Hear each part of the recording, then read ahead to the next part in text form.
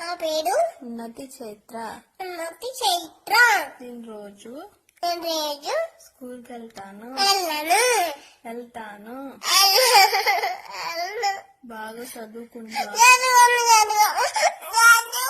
సరే ఇంట్లోనే ఆడుకుంటాను.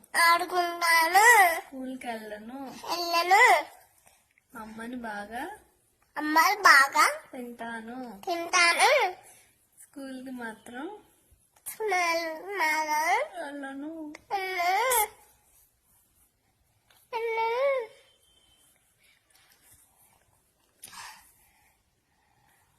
అమ్మ పేరు